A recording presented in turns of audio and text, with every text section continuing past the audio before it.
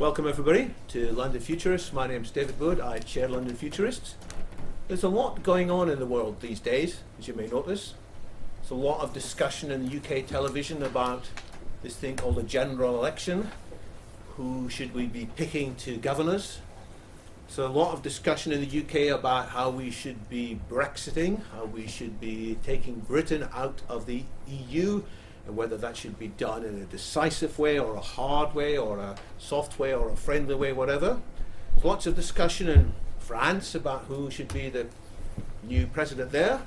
And in the broader world, there's plenty else to focus people's minds, whether it's the ongoing calamities in Syria or the risks of possible Third World War breaking out in North Korea. And all of these topics are important, especially the question of what's going on in Korea, particularly important. But in London Futurists, we have the view that actually there are some other topics which have a great significance, which operate on a slightly longer timescale, and which, if we're not careful, might get lost in all these discussions about the near future. These are topics of existential risk, also topics of existential opportunity. Things, if we can see them early enough, could be grasped and take us to a much better level of society, a much better level of humanity, and also things which, if we don't pay attention to, might drive us almost to extinction or into a new dark age of one sort or other. And that is the topic which we're going to be addressing today. We're going to be talking about the risk of humanity, in some sense, failing, being overcome by superintelligence, which in some sense is malfunctioning or poorly specified or badly designed or vulnerable to hacking and terrible things happening as a result. The speaker we've got today is somebody who's given a great deal of thought to this topic and related topics. He has been working in the field of sustainability for, let's say, a number of decades.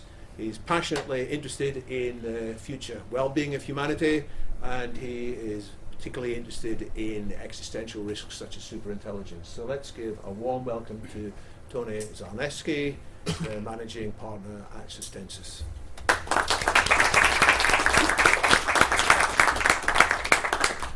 Thank you, David.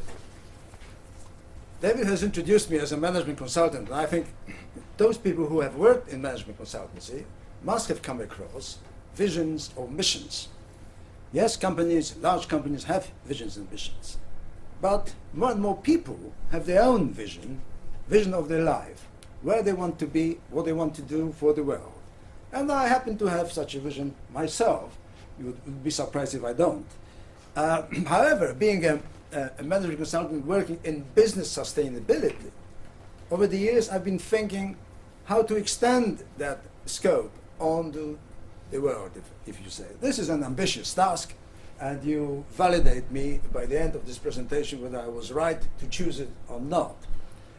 My presentation covers a number of subjects. Actually, there could be at least 10 presentations made out of this one, as David rightly said. So I apologize in advance that some of the subject that you may be very much interested in, I will cover just in 1 or 2 minutes. But if you happen to have deeper questions on that, please do ask me during the question and answer sessions. My presentation is split into 2 parts. The first part answers the question, what needs to be done that humanity doesn't succumb to the devious superintelligence, let's call it like that. And the second one is how the risk mitigation can be actually achieved, and who is the best one to do that. Well, let me ask you the first question. What is superintelligence? Anybody volunteers to tell me? As briefly as possible, ideally in 1 word. Machine learning. Yes. Anyone else? Just say incomprehensible. Not something like an ant or necessarily intelligent in our sense. But that's a kind of all, yes. So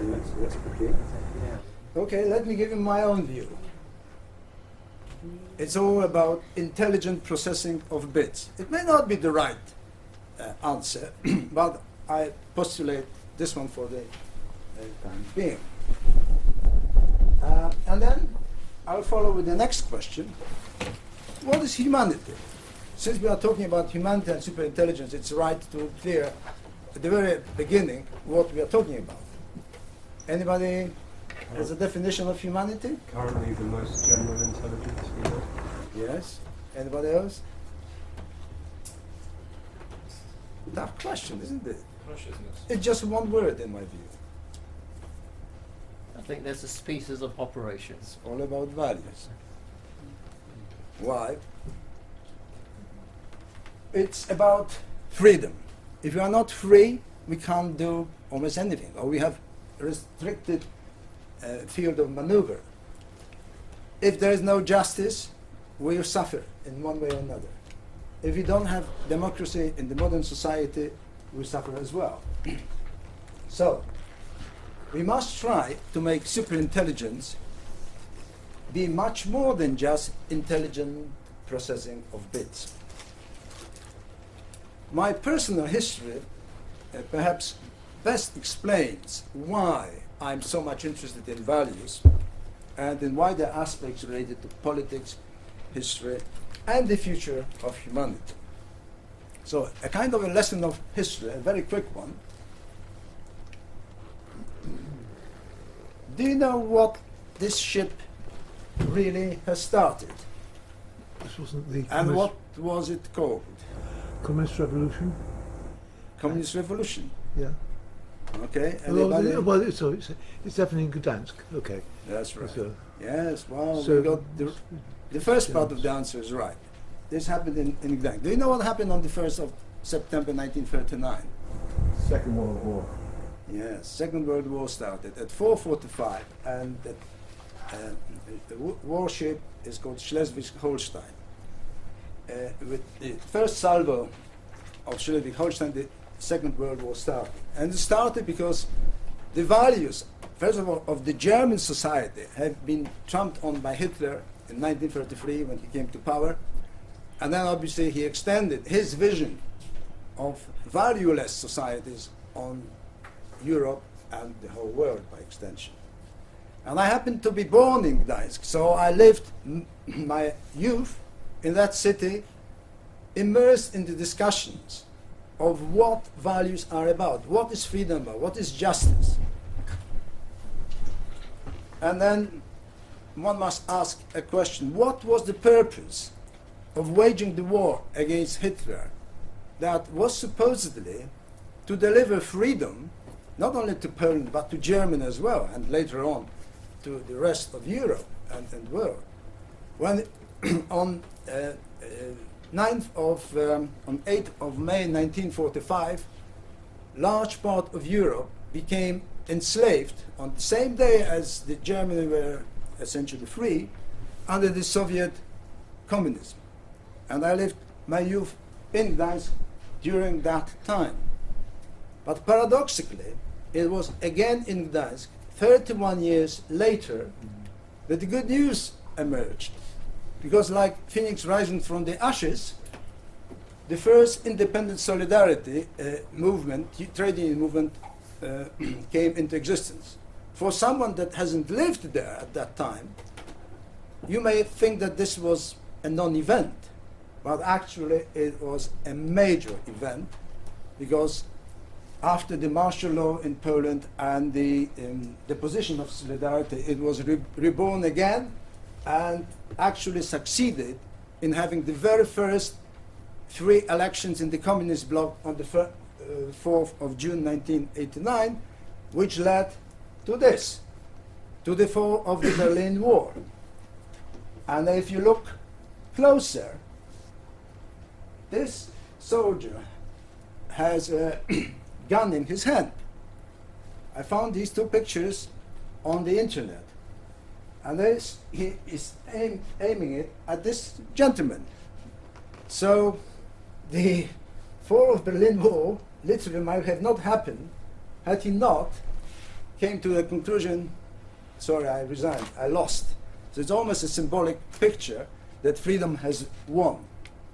And I participated in demolishing the Berlin Wall 6 months later. This is me here, and this is my daughter. Obviously, we couldn't do a lot, but just symbolic. Now, for the last almost 40 years, I've lived in this country, and I've treasured freedom as much as I can, and I value it immensely. And I devote so much time to values and to freedom because I will be talking about something opposite. That in order to save us as humans, we need to sacrifice some of our sovereignty and some of our freedom. And for me, it is a very harsh statement and a very bad conclusion to come to, because if you think about values, there is only one absolute value. What is it? Perhaps another question? Freedom. Sorry? Freedom. Yes, somebody said freedom. Very close. Truth. Yes, another one. Life. Yes, precisely. Yeah? If you don't have life, nothing actually is valueless. So we have to consider from that point of view that all other values are relative and can be wholly or partially sacrificed for self-preservation.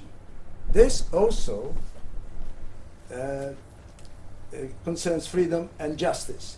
That in some circumstances it can be restricted, as it is during the war. During the Second World War in Britain, there were many restrictions imposed in order for the society to survive. So that is natural. We have other circumstances like state of emergency, where our rights are restricted. So what's wrong that we consider this period where human existence is in danger, that we essentially think about a permanent state of emergency, where some of our freedoms have to be restricted so that we survive. But you also surrender life. Sorry? You also surrender life to have freedom. But you are still alive. No, you may die in pursuing. You may, yes, that's right. For even, yeah, absolutely fantastic. Because that's what makes us human. Mm-hmm. That we praise not life as such in absolute terms, Mm-hmm. if it doesn't deliver freedom and what we can do with that life. So you're absolutely right that sometimes we sacrifice our lives for the benefit of others that can live a better life. So why do we start with values? Anybody knows what superintelligence is? Because I brought you my own definition of it. But essentially, in more formal terms, superintelligence and artificial intelligence that surpasses the general knowledge and intelligence of the smartest humans. Why are we worried about values in this context? Because one of the best ways to preserve humanity is to upload or prime superintelligence with our values. There is a problem with this. One big problem. There are others as well. We need to look at the big picture. Now I look, if you like, literally at pictures. Because think about this. Does everybody know this statement? Do what I say is not the same as do what I mean. And there was a guy that lived 2,000 years ago in Greece, ancient Greece, with whom goddess Eos, the goddess of dawn, fell in love. She fell in love so much with him that she asked the god of all gods, the super god Zeus, to give him immortality. And Zeus said, all right, your lover will be immortal. The problem is that she forgot to add what that immortality really meant. She didn't ask for immortal youth. What she got is an elderly gentleman who was not the one that she wanted, and that's why she goes away. The conclusion is, in this particular case, immortality is not the same as youth. And that's why the same at the very beginning. This is a very, very difficult problem to overcome. As we know, there are no foolproof programs. There are no foolproof definitions of what we really mean. Yeah, this is logic, psychology, and so on. So why superintelligence is the top existential risk? First of all, it differs from all other risks that it is certain to happen. Whatever we'll do, it will arrive.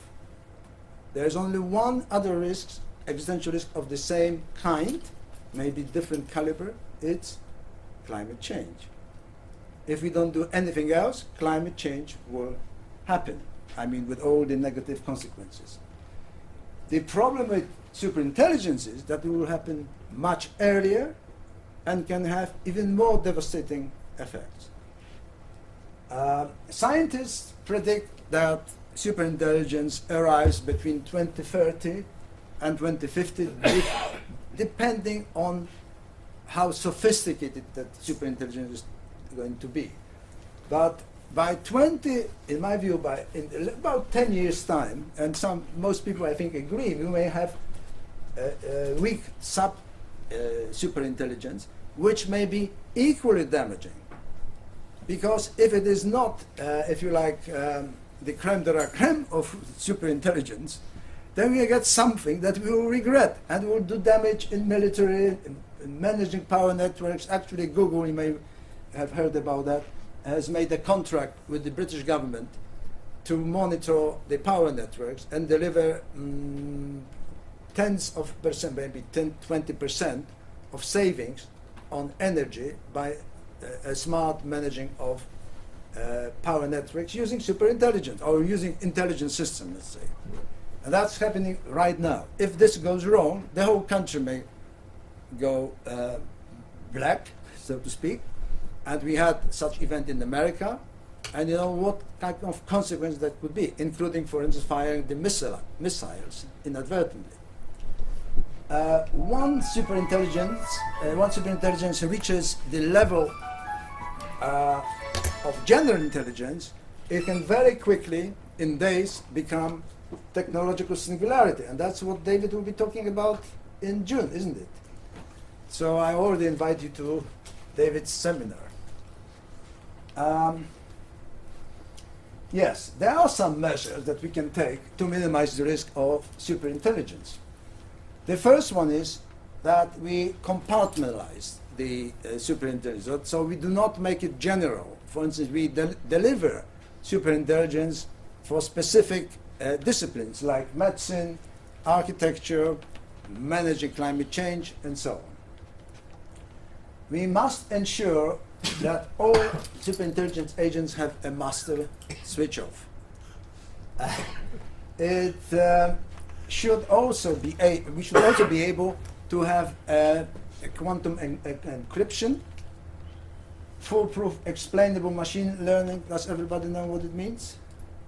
So we can roll back. When the superintelligence tells you you have to do that, you ask it, how do you know? And then it rolls back and gives all the rules and logical thinking of that agent why it says this is a good thing to do. And then we have to ensure the transfer of human values about which we were talking about, and perhaps go to what David is probably very strongly supporting, into the transhumanism or cyberization, augmented humans and AI. And finally, copy the human mind in a digital form and make it superintelligent. Providing that we'll by then understand what consciousness is, and we'll be able to transfer not just our intelligence but also consciousness, which is not the same, consciousness onto the different strata. So, Tony, are you saying we need to do all of these? Or that Well, any one I of would the say seven that will the be last sufficient? two is the last kind of last resort, as I see it. The other four, I think, or five, need to be done simultaneously. Nick Bostrom, in his book Superintelligence, is very harsh on the way that we can prevail superintelligence taking over, because there are so many ways a superintelligent agent can outmaneuver us that even this may not work. And therefore, these two are probably the last resorts.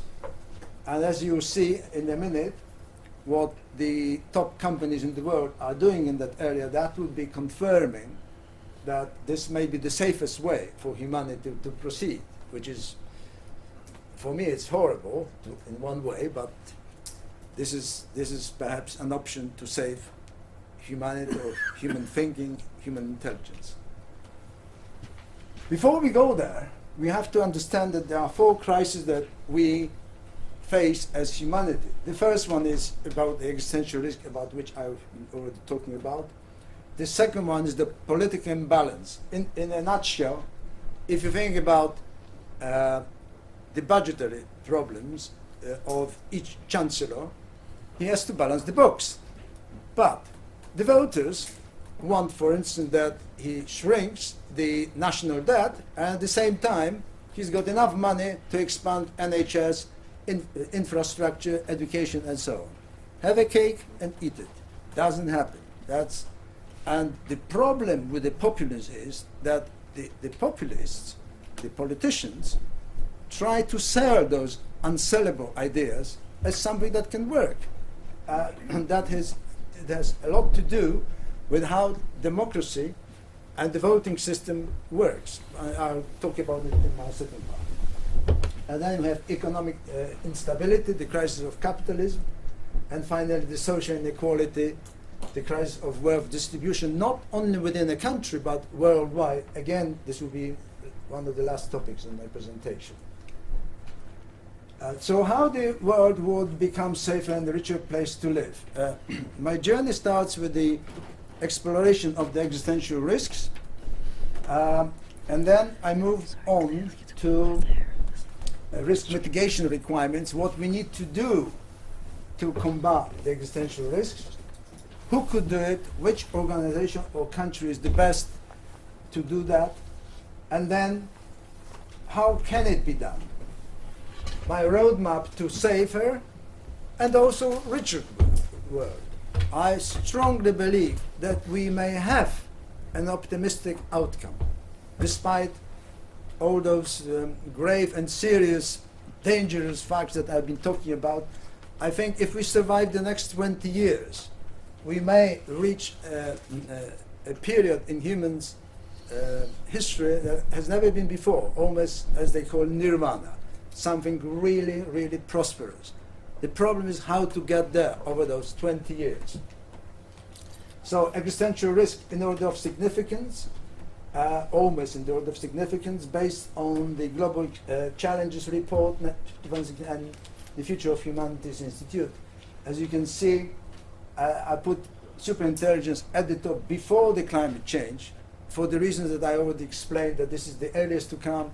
But these two are perhaps the most dangerous because they are almost certain. We may never have a nuclear war, hopefully, although the risk is there. We may never have engineered pandemic or nanotechnology threats, but if we do nothing, we certainly have these two. What is the overall existential risk for humanity by 2100? Nick Bostrom and his Future of Humanity Institute reckon that overall risk is 20%. But you may have heard about Martin Rees, the former astronomer royal, who says the risk is almost 50% by 2050. This is mind-boggling area, and I invite you to explore internet and to see how various people calculate the existential risk and risk in general. This is a muddy thing. This is only the best you can guess, and therefore the risk can be much higher or even a little bit smaller, but that the risk exists and is fundamental to our survival, there is no doubt. So what is also no doubt that if risk combined, their impact is much, much severe than if they had been separately. Risk mitigation may be very costly to convince society that it needs to pay for it. If you think about the Cold War period, very few people praise that over that time in Europe there was no war. But how much it costs, especially Great Britain, United States, to some degree France. we spent 5% on defense over 45 years to defend, paradoxically, Germany, among others, who spent only 0.2 to 0.5% of its budget and could obviously have a much better infrastructure than us. I'm not blaming Germans whatsoever. That was the mandate or the prerequisite for German government to function, that they shouldn't spend money on their defense. And in turn, America did it for it. But the byproduct of that is the wealth of Germany today and the relative poverty, in quotes, of our infrastructure. That was, again, the benefit that this country has brought to the world, and that we do not talk enough about. What we have been doing for years, that we are standing for France twice, and then in 1957, de Gaulle just shown us outside. It's terrible, but that's what the world is about. That's a different subject now. Yeah, so, but the biggest risk is that we may just ignore it, because these risks are not clearly visible. And one of the purposes of my presentation is to make it clear that this is really happening and that we shouldn't ignore. We have been bombarded for the last 20 years with the risk of climate change, rightly so. But the point to make is that this is only one of such risks, and there are bigger risks than that. So how lucky we have been with existential risks so far? Think about this. You are more certain to die of existential risk than in a car crash. 9,000 times more probably is that people will die because of existential risk than because of death caused in an airplane accident. Now, we've been very lucky so far, but we had at least two near misses, existential misses, and they all relate to nuclear war. Do you remember 1962 October? I remember it very well. I was at school, and we were all instructed what to do and how to behave if a nuclear bomb is thrown onto our city. You know what was the key idea? Go under the table or go near the window and face the window the other way around so that you are not blinded, right? I mean, it's as stupid as that. But I'm telling this, how seriously at that time we were preparing for nuclear war. And it all started in Cuba, where the Americans had discovered that the Russians have amassed nuclear weapons and rockets, and also had nuclear submarines around the state. This has all come out around 15, 20 years ago. We didn't know at that time what was happening. It's only the recent disclosure, which is so frightening. We knew about the conversation between John Kennedy and Nikita Khrushchev, the 15-minute conversation that essentially were the balance of war hanging in the air. But we didn't know perhaps about this one, that the Russian submarines had a kind of a procedure that if they haven't come to the surface within the last 3 days, and there was a danger that nuclear war may be happening, there were 3 people on board that had to, the captain and 2 other people, that had to agree to actually fire a nuclear-tipped missile. And that was supposed to happen on the 27th of October, apart from this man who said no. So that was one case. And then 21 years later, another Russian, Stanislav Petrov, there was a film about him who saved humanity that was released a year ago. I saw it several weeks ago. That was at the time of Andropov, Yuri Andropov regime, who some of you may know, crushed the Hungarian uprising in 1956. And he wasn't the man that would mince his words. If this guy had said, yes, that was truly a nuclear attack, it would probably have happened. There were satellite signals from 6 satellites and from other areas saying that there is a full-scale American nuclear attack. This guy said, I can't believe it that the Americans would just on their own attack us. And he said no. So that's how close we were to nuclear war. I think we just have 20 years left to do something about it. So what are we doing right now?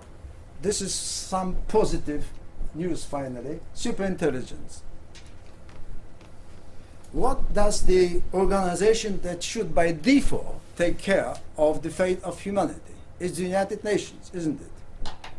Unfortunately, they nominated a person, Robert Glasser, in 2016 for this role.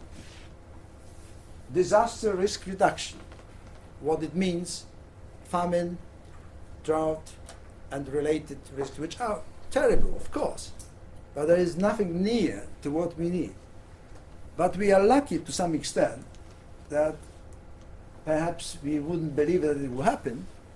The competitors, Google, Facebook, Amazon, IBM, Microsoft, in October last year, they came to agreement that they will release all the research in artificial intelligence in the public domain for the reason that there is no devious artificial intelligence being cooked up by some individuals and so on. So that's very good news. And then in the same month, Ginny Rometty, the CEO of IBM, said two things. First of all, that Watson will be behind every major decision in 5 years' time. But more importantly, that IBM's artificial intelligence will only be augmented, not of general type. And then in January 2017, we had 23 Asilomar principles defined on how to prevent artificial intelligence go havoc. In case it doesn't work and somehow we do have materialization of an existential risk, look at this. We are already prepared. We have a seed bank on the Norwegian island of Spitsbergen in Svalbard, and we also have, or may have, that's the project that is to start right now, announced on 2nd April, a data bank, digital heritage, and valuable data that will be stored over there as well. But if everything else happens, we can always rely on one man that can save humanity. And do you know what's his name? Elon Musk, right. Because what he says, by 2060, 1 million of us will be already living on Mars. And if you consider that he's been right on time and scope of what he promises, sometimes very crazy announcement, and he delivers, you better believe in him. Or we hope that he's right. Now, just final slide on risk mitigation. What we need to create supranational organization and ensure very fast response time, take coherent action, and so on. I'm just arguing why the creation of supranational organization is key. First of all, as I mentioned in the previous slide, we need quick response time. If you think about pandemia, whether by existing bacteria or man-made bacteria, if it is released in the air, like for instance Ebola, if it had been spread, if the virus had been spread by air and not by contact, and you think about all the people that travel by air, by car, by train, or whatever across the borders, within a few weeks it may have been over because we wouldn't have time to develop the vaccine. It took 6 months to develop Ebola vaccine, which was extremely short time. Normally it takes years. WHO went beyond all the restrictions and protocols because that's how dangerous it was. So that's why we need very fast response time. Existential risks may require that fantastic material and human resources which one country cannot provide. Military power, humanities values, I mean the declaration of human values, so that can be primed to superintelligence. So what's the problem? We have United Nations, but as I've shown you, we suffer from these three items. Slow action. We don't want to sacrifice our freedom or sovereignty. Think about Brexit. People will say, now we will be independent, we will have more sovereignty and so on. Every international treaty is to some extent shrinking our sovereignty. It's as basic as this. And saying that we will be more sovereign is just beyond belief, but that's what politicians do. So United Nations also fails on these three accounts. We don't have time to create a supranational organization from scratch. Why? I've got another slide, but I won't display now because we don't have the time. But anyway, the conclusion is that it took 30 years for the United Nations Charter of Human Rights to come into force. 30 years. 21 years for the Climate Change Accord signed in Paris. And the treaty that you would have on creating supranational organization that goes across almost any aspect of functioning society would have taken perhaps 50 years or even more. Forget it. It will not happen. And therefore, the only hope is that we create a supranational organization from an existing one. And that's what I'll be talking about right now. So the Reformed Union is, in this particular view, not an ultimate objective, although it will happen anyway in my view, but it is a kind of a critical mass that will be necessary to create a supranational organization. And that's where I come to the second part in 6 steps. I will need about 20 minutes. How are you doing? Are you asleep or? Yes? Can I continue? Yes. Please. Yes. All right. Thank you. So how can So you said about China, is that because they've just got the willpower? the willpower, organization, mentality, long-termism. Chinese think long. That is what Western culture misses. Long-term thinking. I've been in sustainability, so to some extent I admire what China has done. You may disagree with their values, but really... How do you have long-term thinking and democracy at the same time? Because one of the things about China is that they don't have elections, they don't have democracy, so you have a government in charge for 10 years and they can do things 10 years, but in our democracy we can maybe get things done for 1 year, then we spend 2 years in election and campaign and stuff. So how would you do that in the Western democracy? Yes, well, I'll be talking about that in a minute. But just to answer your question partially, anybody has heard about the miracle of Singapore? How it happened that Singapore has emerged as the 3rd richest country in the world per capita? How could it have happened? They have no resources apart from their brains and their hands. And they managed to do it in roughly 50 years. Because, and that's what China has actually done, Deng Xiaoping met the Prime Minister or the President of Singapore several times, who reigned with iron fist almost Singapore for those 50 years. But from my perspective, he was a benevolent dictator. His objective was to bring Singapore to this level that they are right now. They paid the price, you're right, in democratic principle. But Deng Xiaoping went exactly the same way, and he had the vision, and I think that's what will happen in Singapore. Perhaps within the next decade, there will be a truly democratic country, because they arrive at that level. So perhaps that's what China thinks. We as humans need time to adjust, and that may be the Chinese approach. So Tony, this is very interesting, and we'll come on to this in a minute. Some people will say, look, this supranational organisation is just too hard. You know, talking about reforming the EU is going to take a long, long time. Isn't it easier just to do some of the other fixes you mentioned? You suggested, why don't we ensure there's an off switch on superintelligence? Or why don't we just ensure that superintelligence is only local, it only applies in one field and it doesn't have the ability to jump across to other fields and therefore risk broader issues? So that's what most people will say. It's too hard to fix the politics. Why don't we just fix AI? What's your response to that? Yes, well, the point is that the existential risks are not primarily about superintelligence alone. Superintelligence, in my view, is the first existential risk that may appear, and that will come anyway, whatever we do.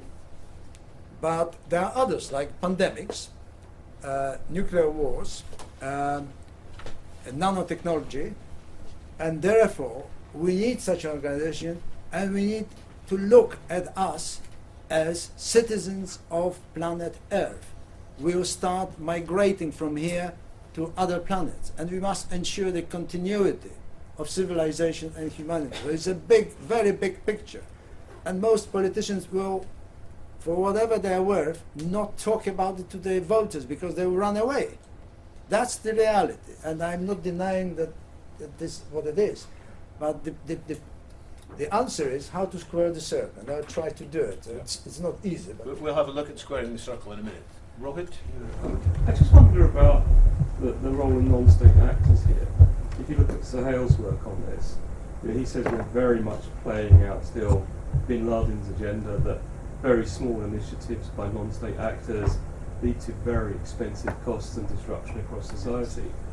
And isn't there a risk again here that non-state actors won't need to do very much with superintelligence to really disrupt the planet on quite a grand scale by saying that they have the capacity to take out telephone systems or traffic control or health systems? And how do you control non-state actors' use of superintelligence?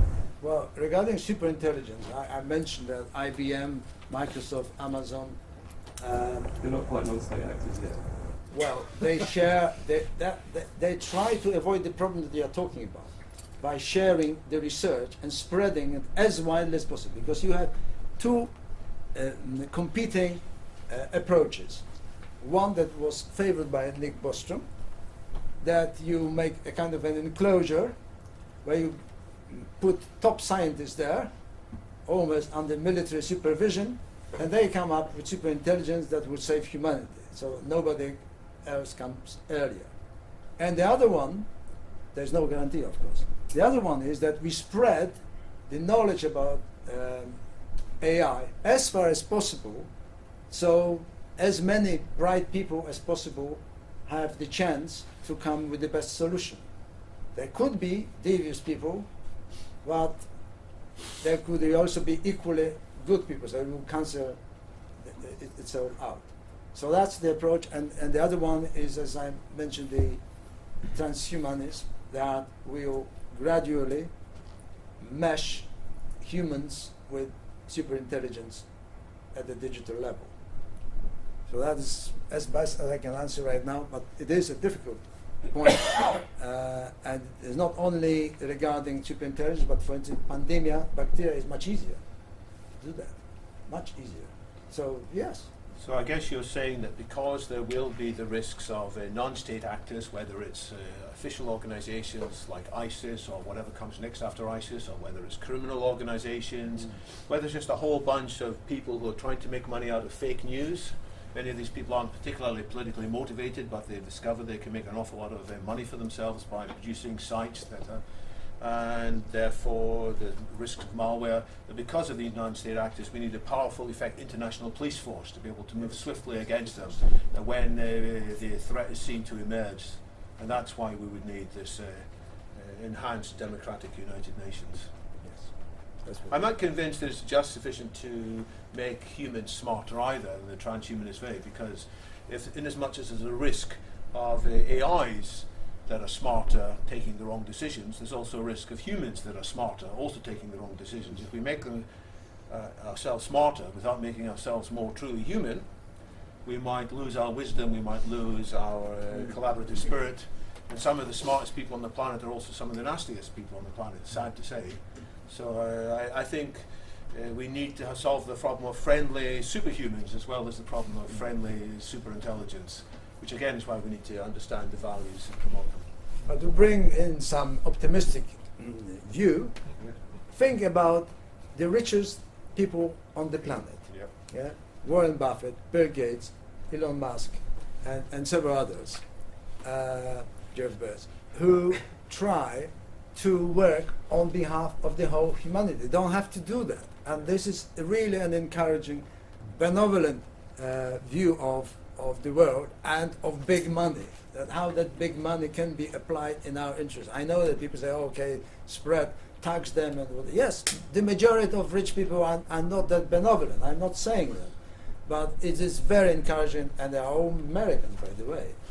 Yeah, which is So some of the richest contradiction. people in other countries don't publicise their finances in the same way. There are arguments that various state presidents are probably even richer than Bill Gates and so on. Not naming names in front of the camera. Yes. And so there are, You and know there are who you some mean. rich people are also press magnates using their power to distort public debate as well. So I, like you, I see lots of reasons for optimism, but I also see lots of reasons for pessimism too. Maybe I should let you get A on to balanced part view, two. yes. this day. Thanks very much. The roadmap to safer and richer world. So, to put it otherwise, how the reformed European Union could be transformed into the United Democratic Nations. Let me start with the first one, the most difficult bit.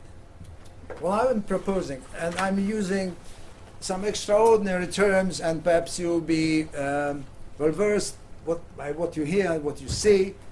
You may think that I'm on the right, I'm on the left, or the center. Just a few weeks ago, I did a test on the Compass political site. You can do that questionnaire yourself. Who am I in terms of my views? And guess what? Because they compare you to some known people. I came out at the same level as Nicola Sturgeon. So I was even myself surprised.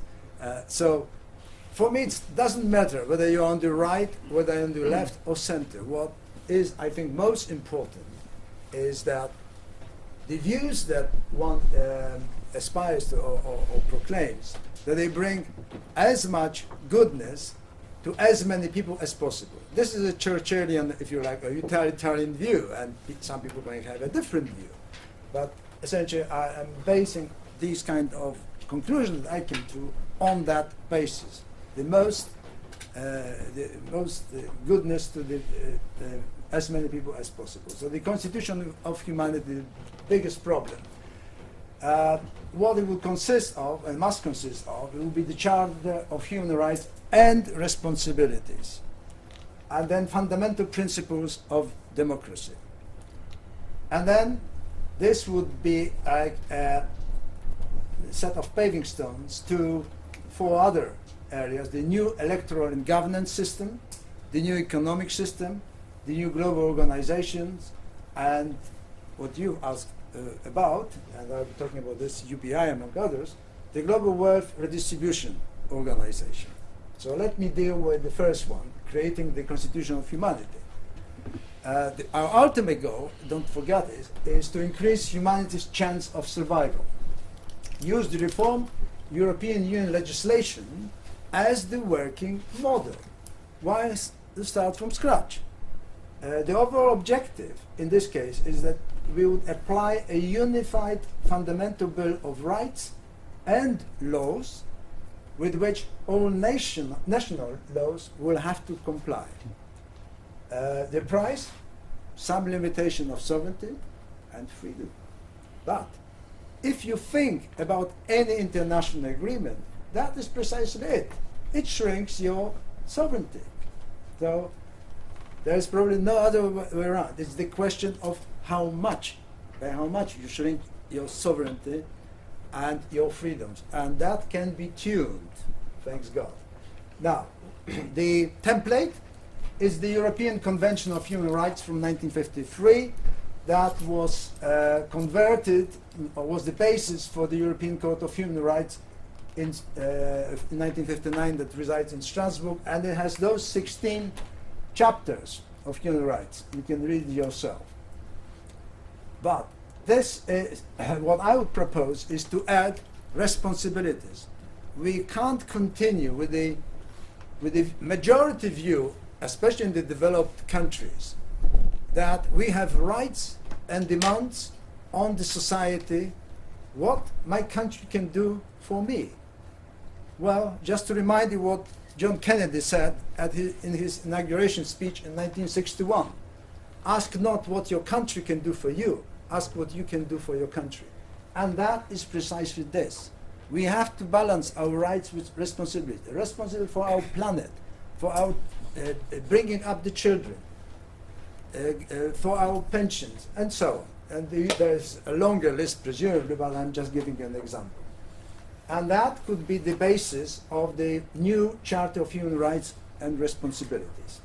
And then we come to the second act that also comes from the European Union. This is the Charter of Fundamental Rights, which was ratified together with the Lisbon Treaty on 1st December 2009. And it consists of 7 charters, of which 6 deal with values. Exactly, almost a repetition what the European Union Charter of Human Rights says. And therefore, my suggestion would be just to cross them out, because even today, many lawyers say that this is just overdoing it, it may lead to inconsistency. Instead, just keep this.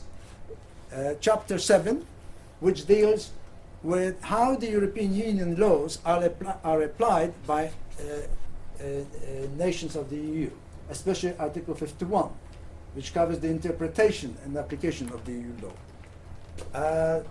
The European Court of Justice actually tells the members if they misbehave. Right now, it tells Hungary to modify its approach and its laws that it has passed regarding the universities. You may have read about that. So the interpretation of the law and overriding principles that can be imposed on the countries by the European Court of Justice are nothing else like supranational powers, at least in principle. And whatever you may think about Brexit and Brexiters, and I was a strong and I am a strong Remainer, the Brexiters were right. The European Court of Justice does have a supranational powers. And we British never voted for that. We voted for a common market, and that should have been made plain.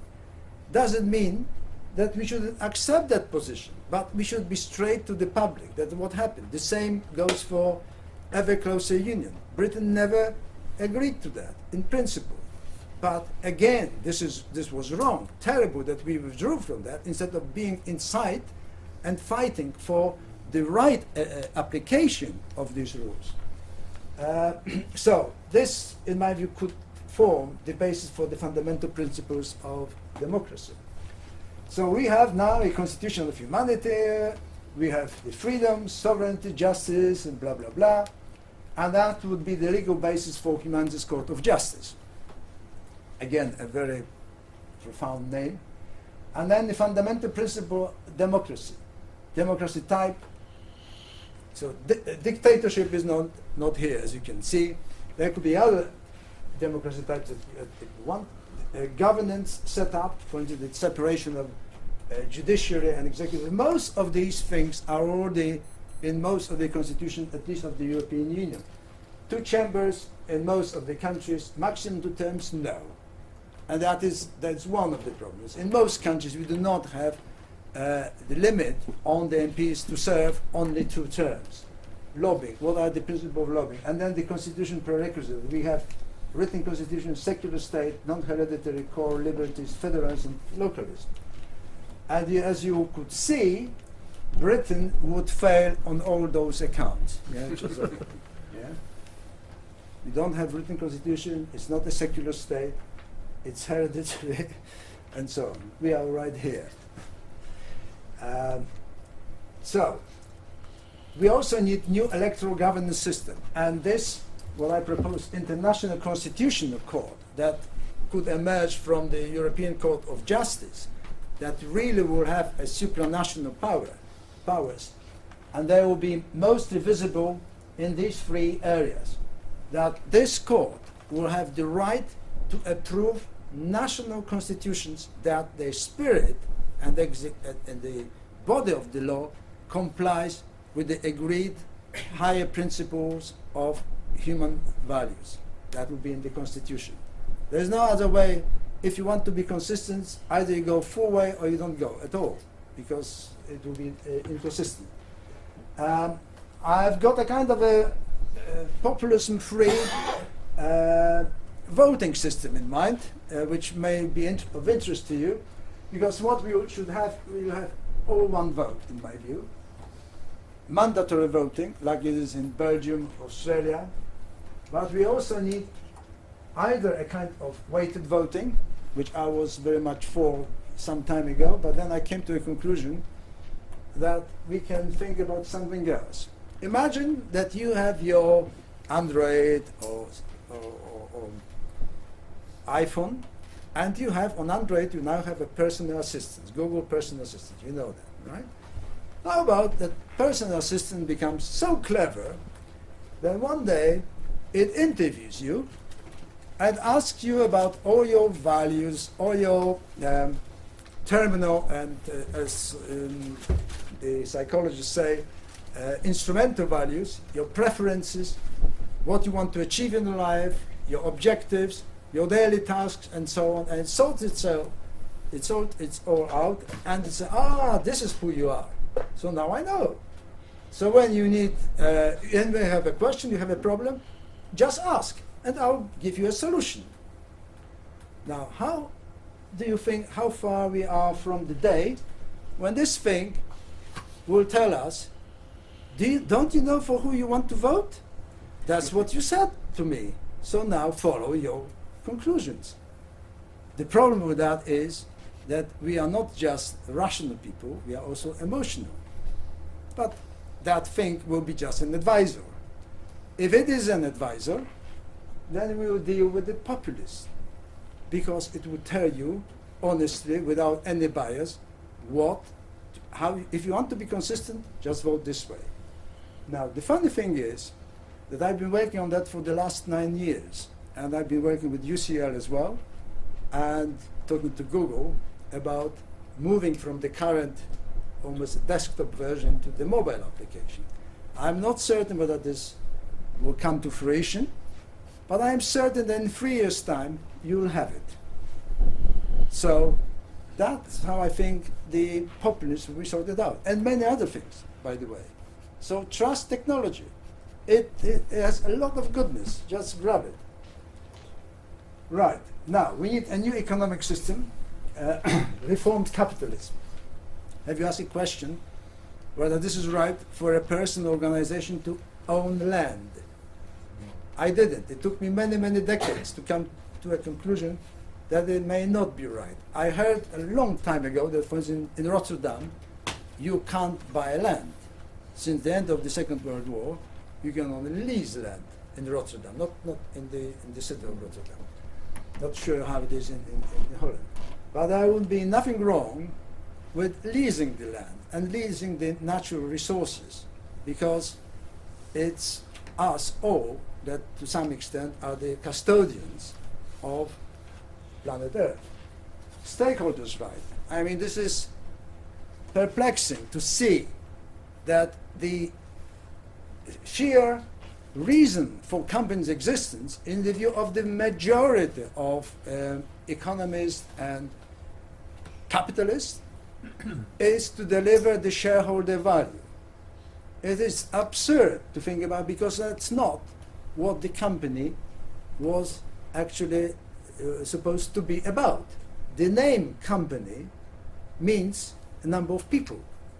And if you go into the Middle Ages, the idea was to form a company to achieve some communal benefit, like building a bridge across the river so that two villages can communicate. Where are other guys that deliver the value, the employees, the community, the suppliers? How about the environment? The companies grab whatever is in the environment free of charge. It's just unsustainable. It cannot continue, and we have to think about the new banking laws, at least the separation of investment and retail bank, plus microsecond transaction types, and so on and so on. New global organization. Now we come to the United Democratic Nations. Well, in my view, if such an organization comes to existence, and Rupert agreed with me a little bit, that it's very difficult for this organization to to set up. In my view, it should be extremely thin in terms of powers organization. The federation, yes, but based on values, having its own defense, foreign affairs, common economic policies, and currency. The rest should be departed back to the, in terms of European Union, to the member countries. Most decisions, after all, that are important for us are carried out at the local level, not at the central level. Britain, by the way, is one of the most centralized countries. There's nothing in comparison with Germany or France, which are have much more power at the local level than we have. And then we say, okay, I don't want to talk about politics. Transitional period for new members will start with the acceptance of the UDN value. What it means is that before we would become a member of UDN, you may go in a period of transition like it is today, more or less, with Turkey for 40 years or so, until you meet the criteria. Now, the United Democratic Nations replacing the UN, you probably are not surprised to see that one of its main body will be a kind of a assembly, like United Nations Assembly. I would rather call it a parliament, because it will have legal power, much stronger than anything that UN has at the moment. But it also has something what I suggest is presidency, similar to what the current EU presidency is, but with some important distinction and variations. First of all, I suggest it will consist of 3 members. It still consists of 3 members right now, but we are talking about a 6-year term on a rotating basis, and that the presidents or the members of this presidency are elected by the voters and not by the Council of Europe. Or this is now on a rotating basis, because every country has the right to be a president. But most importantly, this president who will sit for 2 years will have enormous powers in comparison even with the president of France. And has to, because he will have to rule by decrees quite often. Imagine that there is a pandemic and you have to stop traffic across the border immediately with UDN almost army going in the borders and preventing it for the benefit of all of us. I know what you think about our freedoms and the restrictions, but that's life. It's almost sometimes it may be like a war. And then we will have those other organizations like International Constitutional Court, Court of Justice, I mentioned NATO. Important thing, in my view, in 10, 15 years' time, NATO or some part of NATO will have a completely redefined role and merge. It can merge with this organization.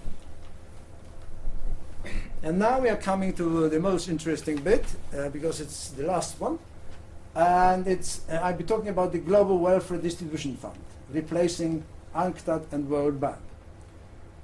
What we are talking about is to redistribute wealth from the northern hemisphere to the southern hemisphere, roughly. At the moment, we have a UN suggestion. It's not a mandate, but it's a request that every country donates 0.7% of its GDP for the benefit of poorer countries. Guess how many countries in the world actually fulfill that request? No.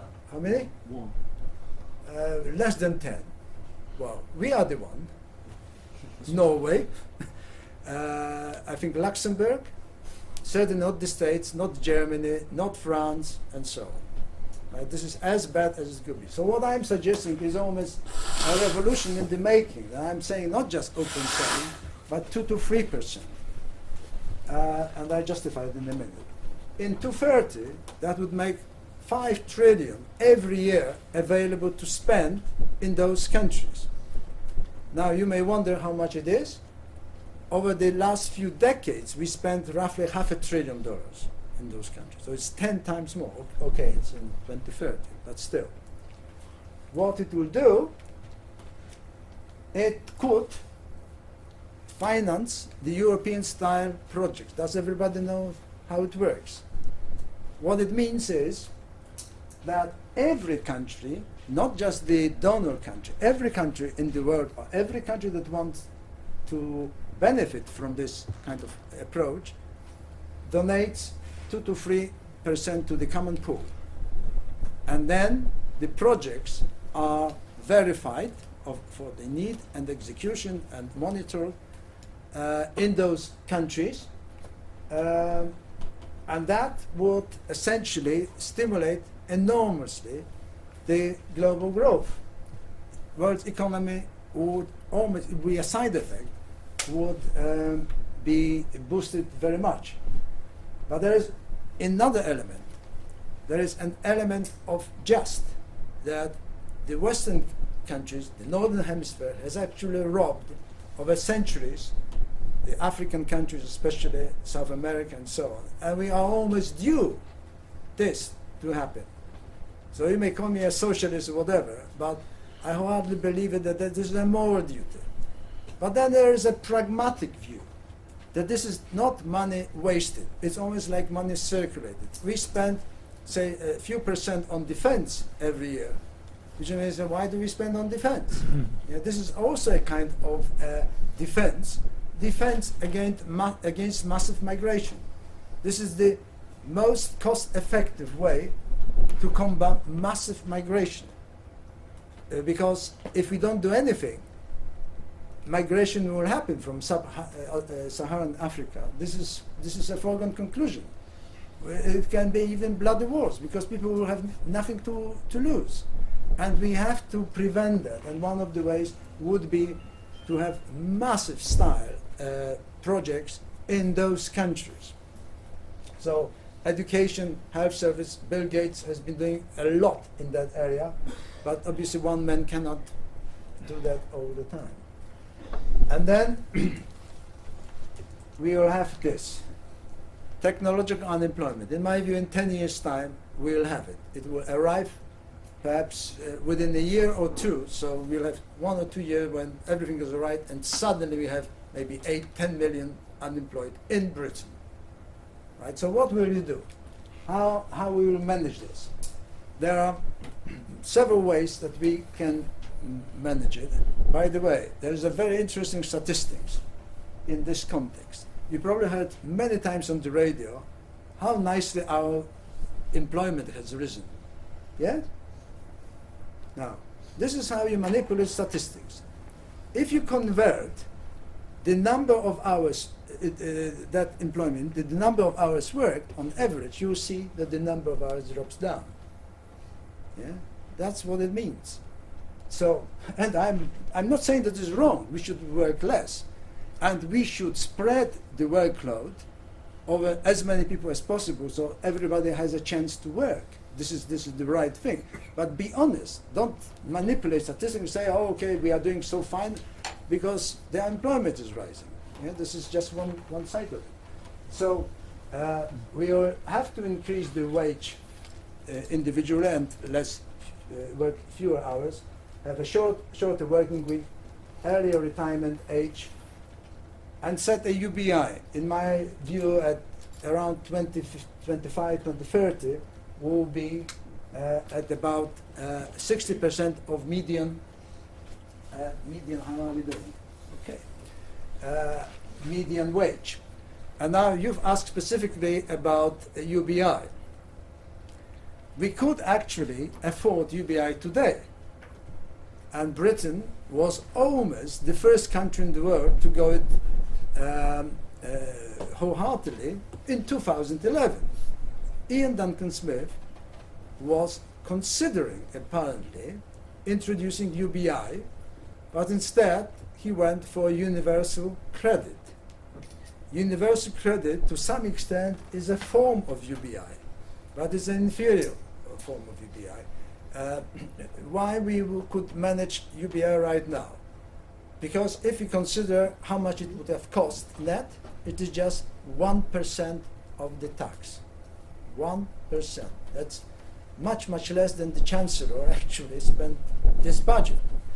The problem is that you wouldn't live for that UBI, because that UBI would be worth roughly 4,200 pounds net for everyone, every adult, around 9,000 pounds for a pensioner, around 2,600 for a child. So a family of 4 would roughly have around 15,000 pounds, whereas the poverty line is 23,000 right now. Right? So you couldn't live for that. But that could have been a starting point that progressively would have come to the level that allows you to live as you want. And in 2030, I suggest that's what will happen. We will be forced, if we have a technological employment, we have to do it because it's almost like a valve that we open so that we do not have social unrest. The problem that we will face is not economic in my view, because I believe that GDP will rise much faster, assuming that there are no terrible events happening, much faster than the economists predict. The problem will be social engagement. What you'll do with the people that can survive not working. Think about Manchester, Liverpool, where 3 generations of people haven't worked. And you probably have seen the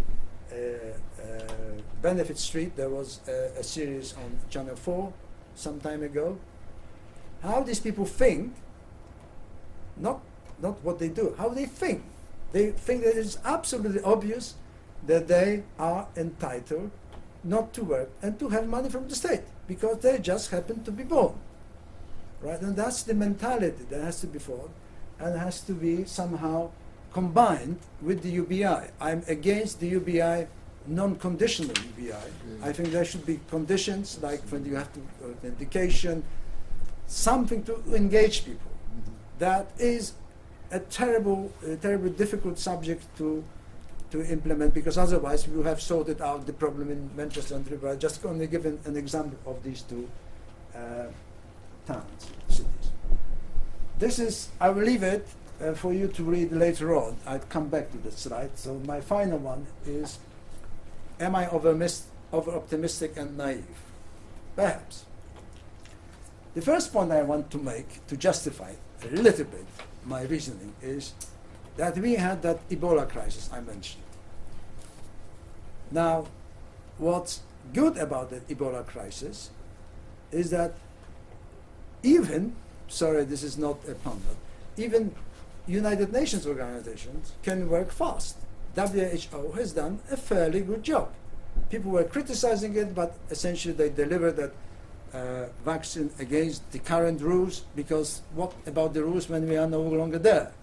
So that probably was the reasoning that it worked. So I'm thinking about pandemia, that perhaps such approach could somehow be put in practice. And then the climate change, okay, it took 21 years, but in the end, the scope of it is enormous. And the agreement of 225 countries is almost comparable with the foundation of the United Nations.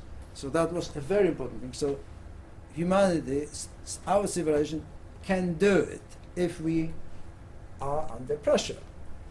Because I do not think that what I have just proposed will happen on its own. There is no way that you can convince any electorate to do that. I believe that most of what I said will be done in the European Union. Among others, I think that there will be a new European Union constitution in a few years' time. And in a few years' time, maybe early, maybe 3 years' time, there will be a multi-zone Europe as the paving stone to the federal Europe, a thin federal as I can see it. So the European Union, I think, will evolve more or less in that direction anyway. Whether the European Union can be transformed in the supranational world organization is another matter, because that organization, in my view, couldn't come into being if we wanted to include China, Russia, Saudi Arabia, and other countries. It will never happen. That organization will have to live next to whatever remains out of the United Nations, China, and other countries. That's the reality. But it may be necessary because it will be a lesser evil, although it is dangerous on its own, because how that organization may impose its ruling on the whole humanity where it can't enter China or Russia. That's a different thing. But the population of these countries may finally come to different conclusion, and it may become more democratic. So in 2030 it may be possible. I think what will be the most important point where the views of people will change is when we have a near existential event, like huge pandemics.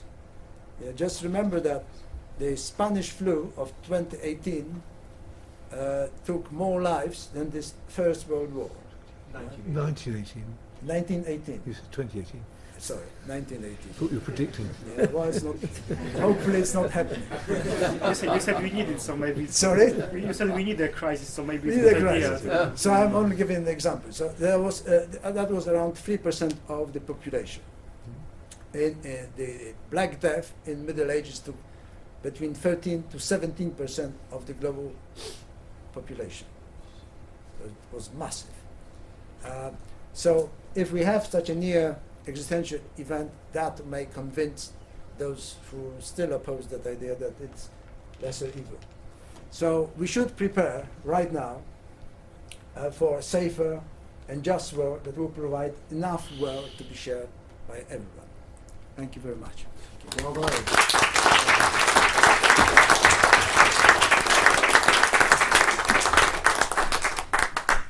You want to show us your exactly. roadmap, yes? Yes. So anybody that has any question, this is a summary with some dates proposed when it may happen. That's assuming that no near existential event happens. So this is very optimistic, but I welcome your questions and views. I'll start with one optimistic example, because this idea of distributing the wealth to the poorer nations of the world, there was a precedent after the Second World War, which was the Marshall Plan, in which some of the victorious powers said, you know, we can't be punitive and punish Germany and Japan. It will just store up problems for the future. Let's ensure there's investment in renewing these economies. But they also at the same time said, well, by the way, you've got to develop your politics in a particular way. There has to be some element of democracy. There has to be some demilitarization. Are you advocating that there's redistribution from the wealthy nations to the rest of the world? It would also have conditions attached, because I can see many people would say, hey, there's no way we should be giving lots of money to the likes of the current Venezuelan government, say. They will just make terrible situations worse. Is there going to be a conditionality there that the money is available provided you sign up to the principles of the UDN? Yes, it's a good question. I almost have to think very hard how to answer it best. Considering Marshall Plan, as far as I remember, it wasn't conditional. It was extended definitely to the what would become communist countries, to Eastern Europe as well. But obviously, Soviet Union didn't agree, so that's why they didn't have it. Germany was the main benefactor, and that's what you say, that it was so benevolent that to donate so much money to the country that was the main instigator of the Second World War. Whether we should apply conditions for the for the country that will benefit from this new kind of Marshall Plan, I think we will have to. Although I would be more lenient, whether they have to be so strict with the UDN, it's probably unrealistic. So that's why I mentioned a kind of zones.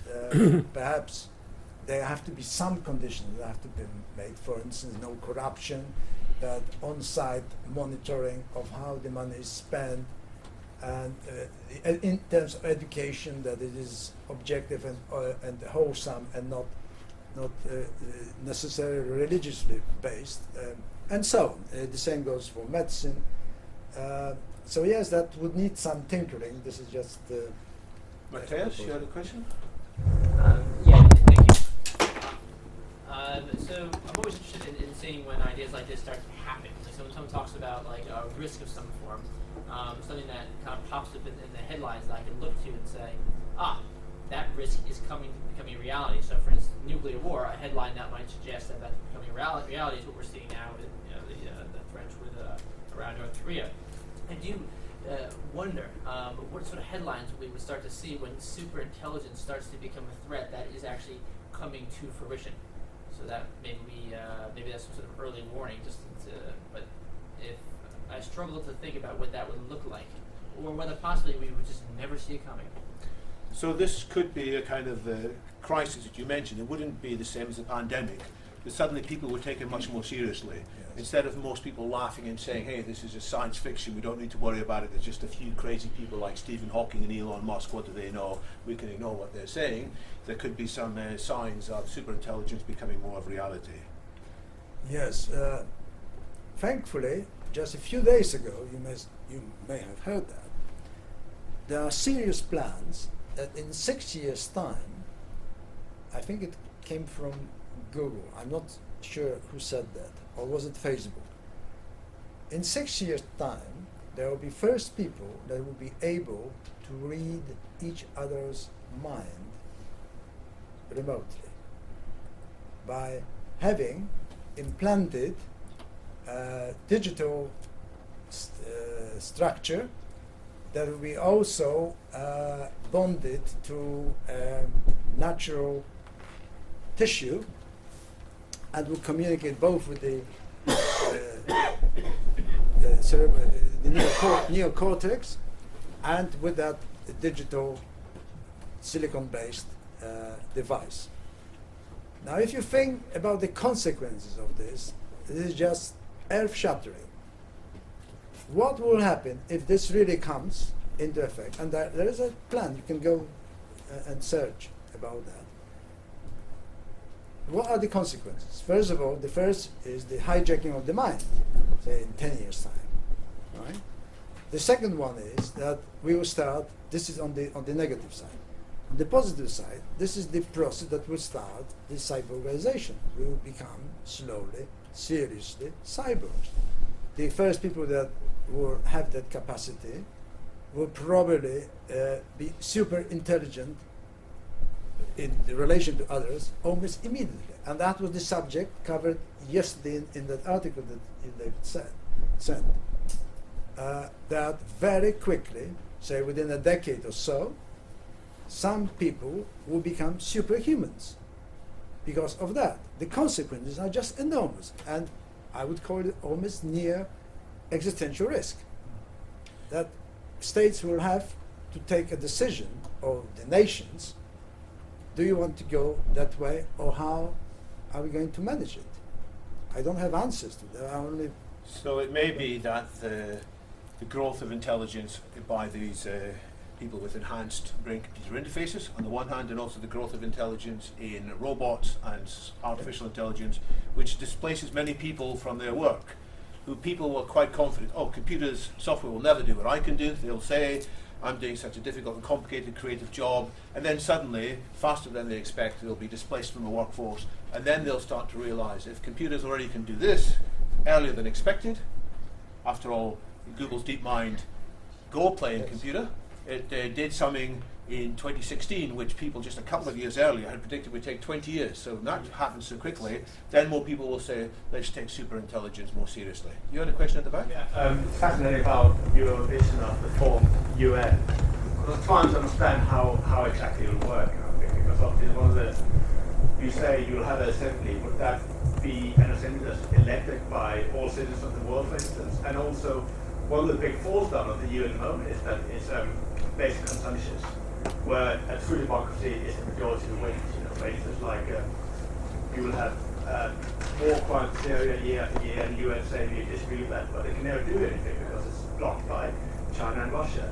So will the formed UN, would that be actually a majority say we are going to take action against because 98% of the countries of the UN is against that? And then also a brief one on you have to say the Paris Agreement on climate change, because I agree was fundamental, but it's still only voluntarily kind of thing. It's still only there's no legal kind of implications, that kind of thing. And that is so wide because actually you could not have illegal implications and the US being part of it because then the Senate and the Congress would reject it.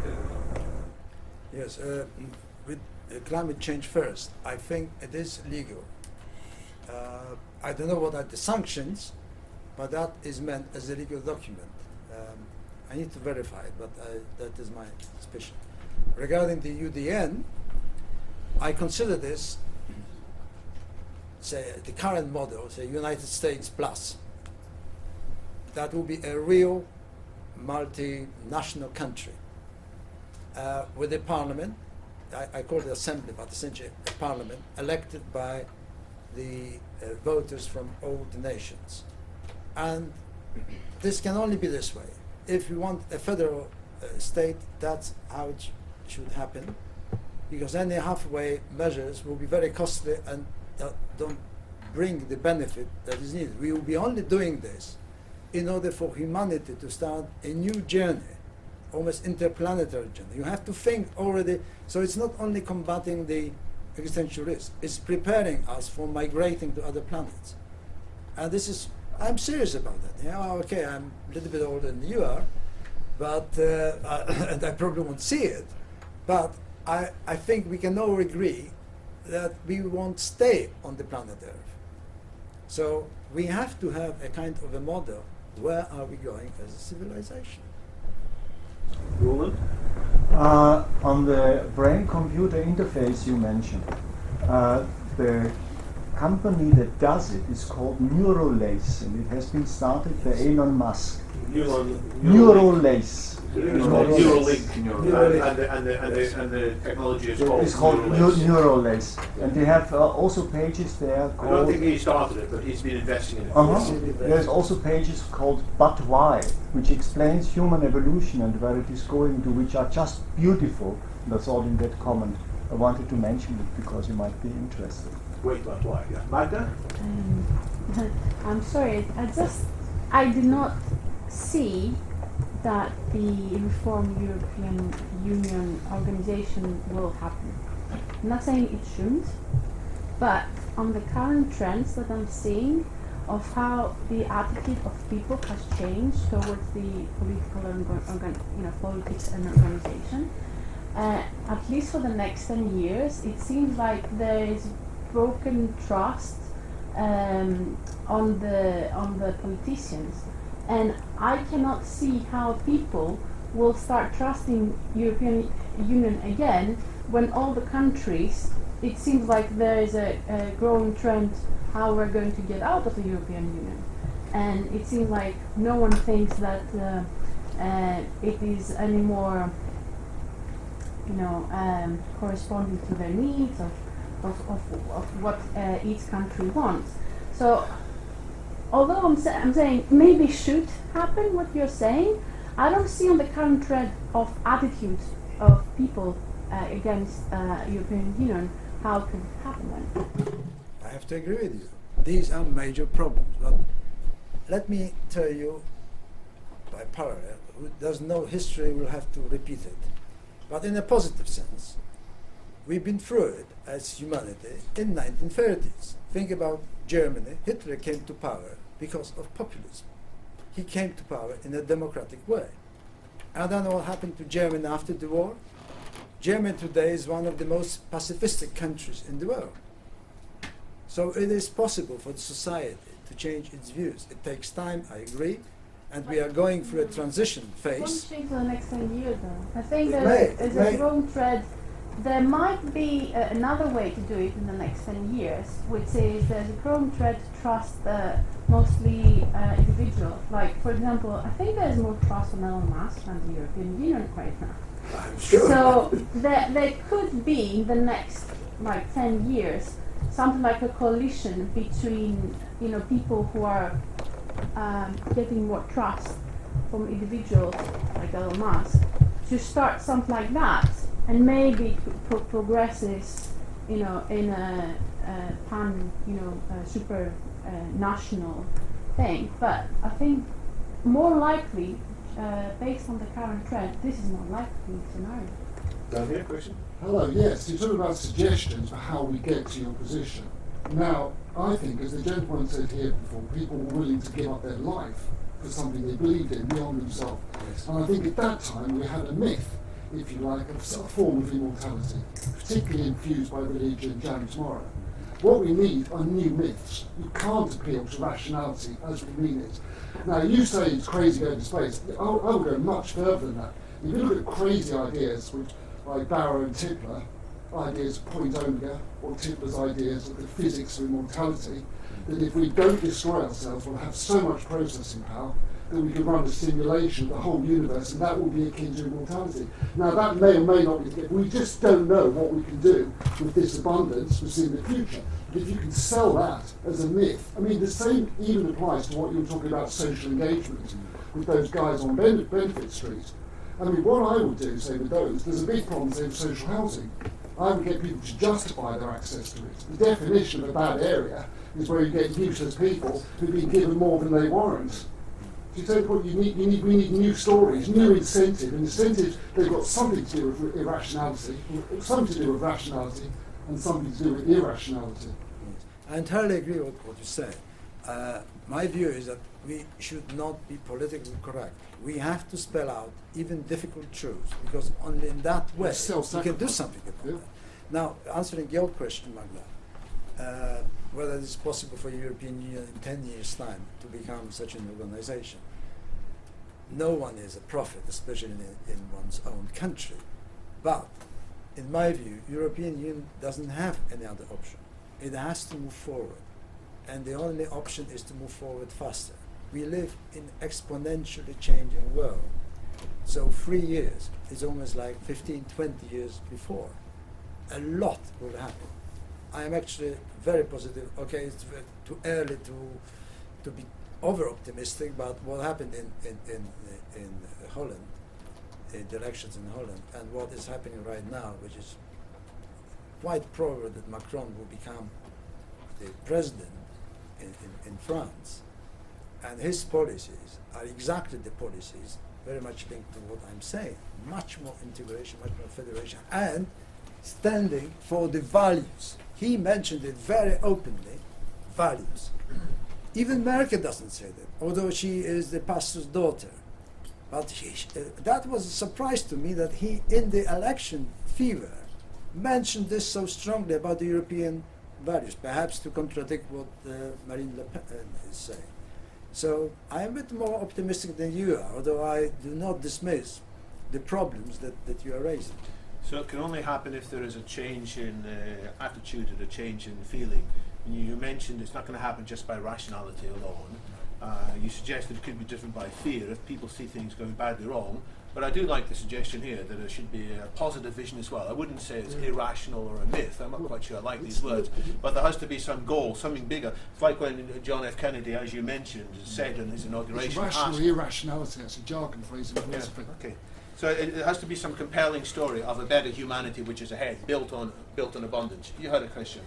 Along a similar line of changing the story that we live with, isn't our definition of freedom going to have to change quite significantly? Because we're talking about things like less sovereignty, but also, I mean, if we're going to have this danger of somebody tapping into a mind, or, you know, superintelligence that can interfere with international security and that sort of thing, isn't freedom on a national and a personal level going to have to?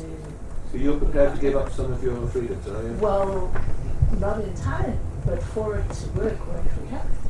Could be something we all do. What an excellent question. I can't agree more.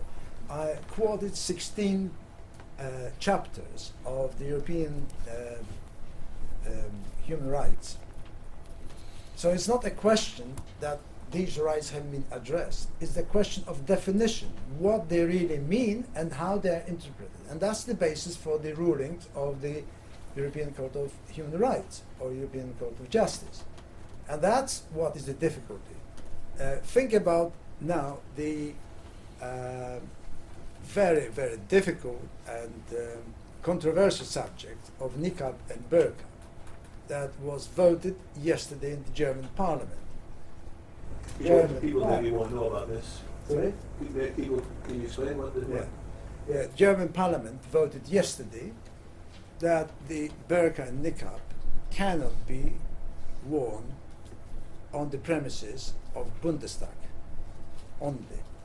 Yeah, so not generally in the country. But for Germany to say that is a milestone.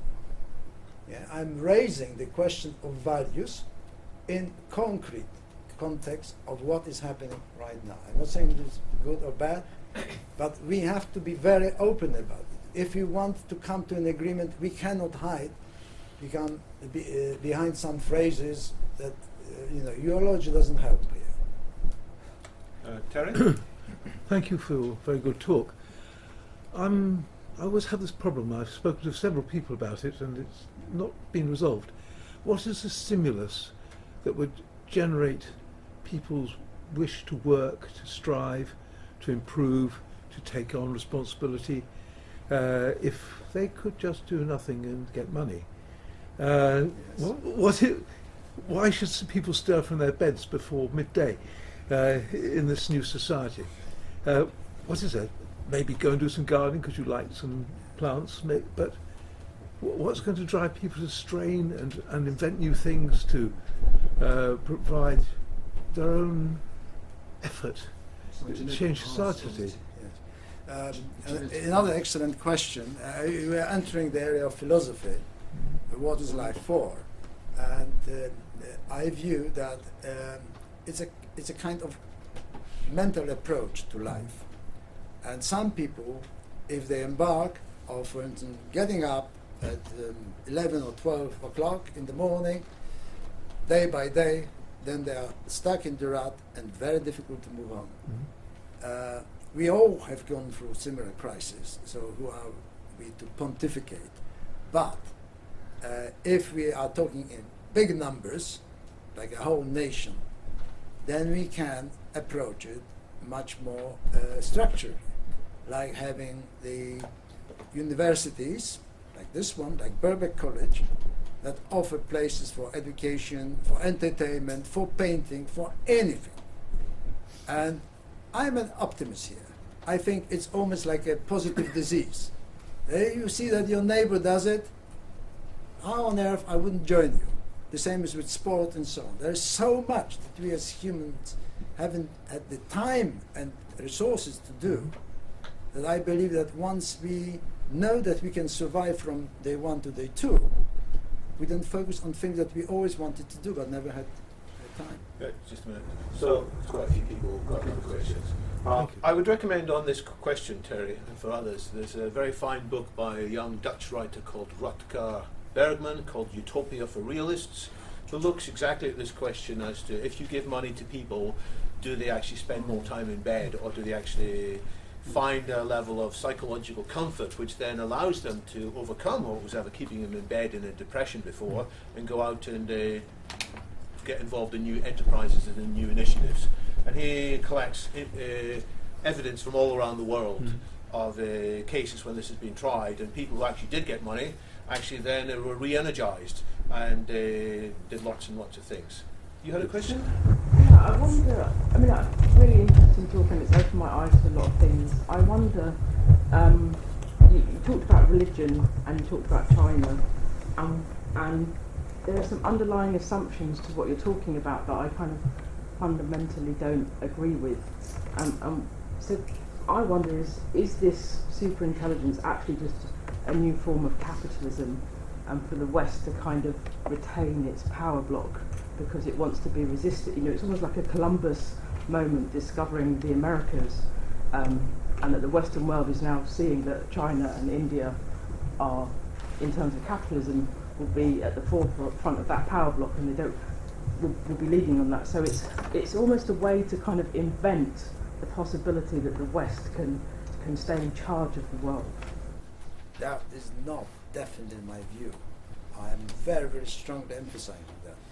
And my last slide about the Global Wealth Distribution Fund actually proves that. I am talking about humanity, whoever we humans are, whatever race, religion, and whatever. Everybody should strive to compromise a bit, that we as humanity represent oneness. It's not easy. It's very easy if, and I am going to be open, if you are stuck with a religious rut, it will be very difficult for you to make decisions that will be accepted by others that have a different religious views. The religion, unfortunately, as Marx said, is an opium for the masses, right? Okay, sorry if anybody has religious views, but that is the fact. This is rational, not emotional. I respect absolutely that everybody can do whatever. I'm only talking about the difficulty to bring us all together because of such intransigent views that come from primeval era. But your assumption in that structure is, and you said he, president, your assumption is that it will be a male who sits above this thing that everyone goes. It resonates with religions. It's interesting the way that you structure the idea. I think that is this idea that one person would sit across everybody, even though we vote them in, is old-fashioned. The world is the way which people are wanting to do work and to do business and to be free is not to have these big superstructures. I think that this is kind of gone in the wrong direction, and it's thinking what is the opposite to what you've kind of come up with, which creates a possibility to think about how individuals take some collective responsibility, because that's what's missing.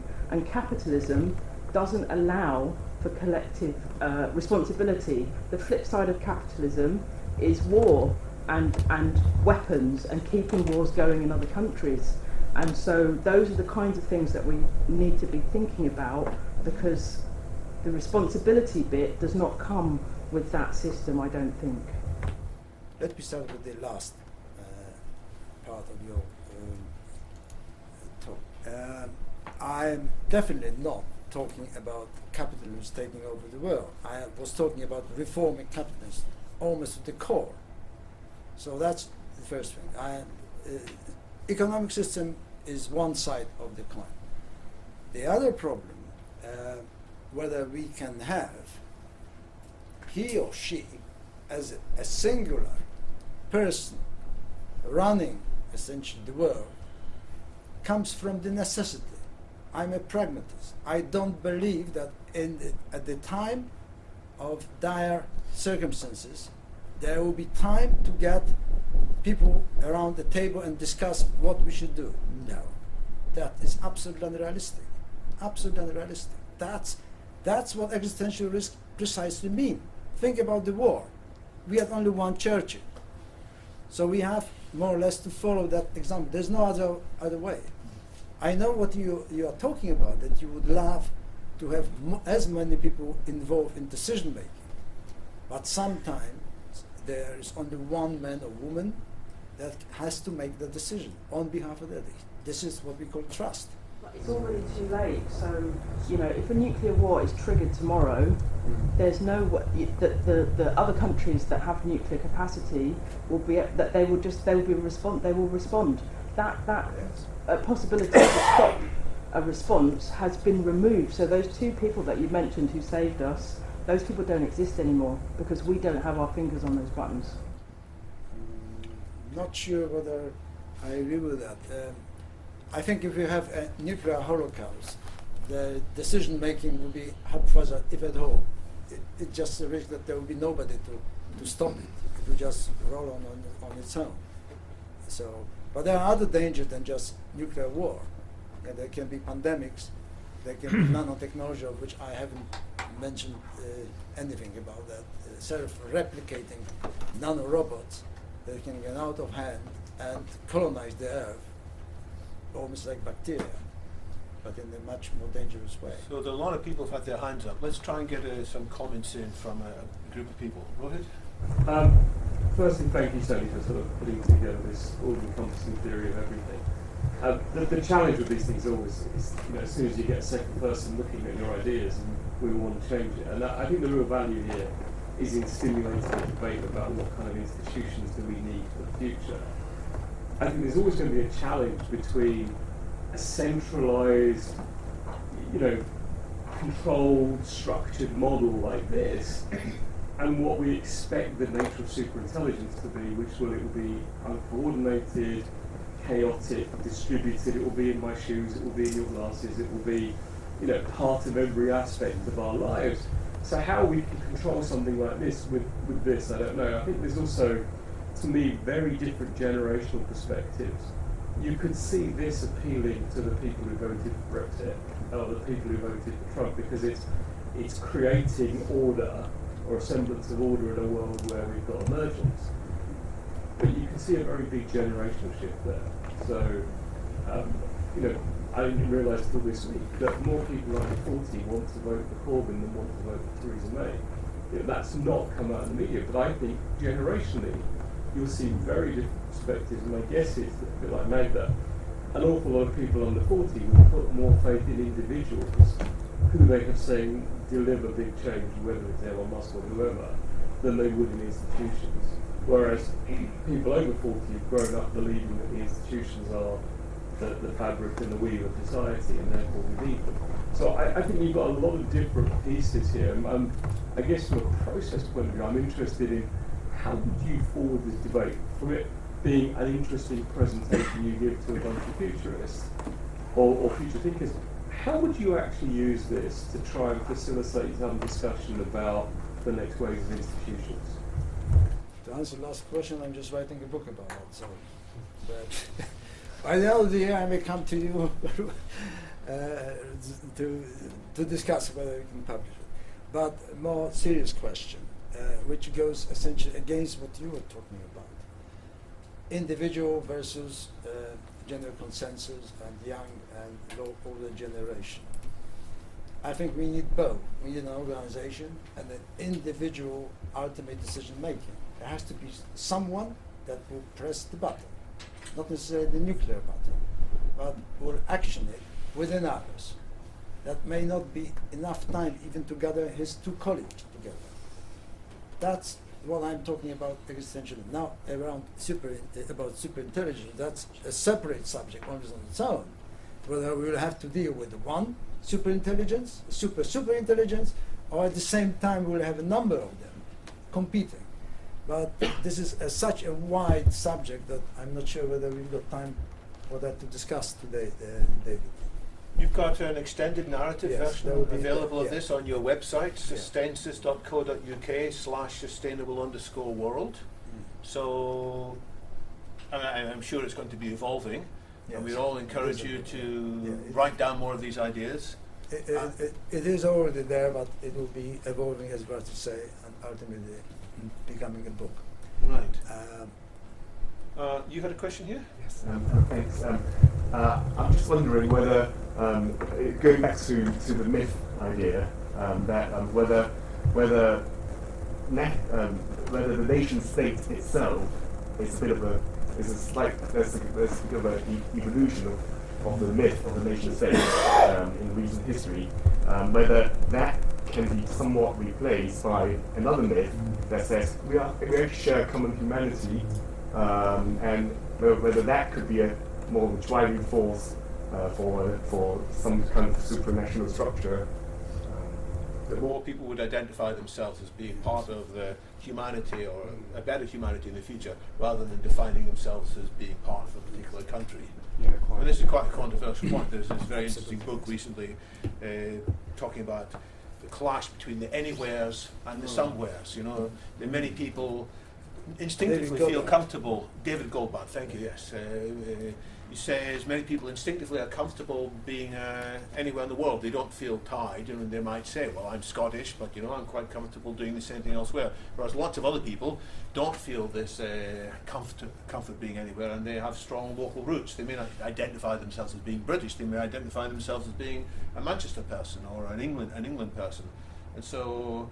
I don't think these things are going to disappear overnight, but I'm with you. I wish we could have a story, a myth that would help people to feel more loyalty to humanity as a whole, a better humanity of the near future, than loyalty to their old traditions and their old ways of doing things. We must recognise the good of what was there before, but we shouldn't be bound to it. I'll split the answer to your question, if I may, into two, near term and very long term. In the near term, I'm very much for localism. I am a strong believer in Robert Schumacher's view, small is beautiful. I think what really matters for most of us is that most of the decisions are made at the local level, and we have the power to affect those decisions. This is essentially a Swiss model, but miniaturized even further. Therefore, as you mentioned, that the nation states may disappear, I think it is highly likely. Instead, we will have regions almost at the size of a canton or our shires, where most of the decisions will be made. Whereas we will probably skip the intermediate national powers to the supranational that will take care of all of us. So that's the near term, as I see, for the next 50 years or something. And then comes the even more challenging. Who are we as conscious being within the superintelligence that will emerge in the 50 years or so, and that will be moving into a digital, purely digital form, expanding and so on, and then you may think how your personal consciousness will become part of the superconsciousness. But that is the very long term, until individual consciousness disappears, essentially, becomes an amalgamate. Phil? About 20 years ago, I joined an organisation called the World Federalist Movement. Yes. I don't know if anyone's heard of it, and I don't know what happened to it. I was a member for about 5 years. Right. But that was a movement of people who were striving for a world government, but a federal government with local and... There is still such an organisation. I wondered whether that could be a useful organisation to Matthew? join. You mentioned the personality that sometimes we have to use as a lever to achieve this vision. So by that, what do you mean? Like there was this myth being mentioned a few times. Do you think we need new religion? Religion has been the way our collective software have been working on for like 50,000 years. And just recently, atheism is gaining a proportion. Probably most of the people in this room are atheists. But do we need a common vision that bridges sort of the edge of our knowledge versus and I guess towards a common direction? I guess the goal of both science and religion is almost the same, which is to achieve a higher truth and perhaps expand life and make it survive. So would you say it would be a lever to help this vision be achieved? We are entering the area of philosophy again, which is one of my favorite subjects. In my view, it really starts and ends with value. What are the values that make us? Would you say some values, for instance, you mentioned some current religions actually are incompatible with those global values? Yes, it could well be.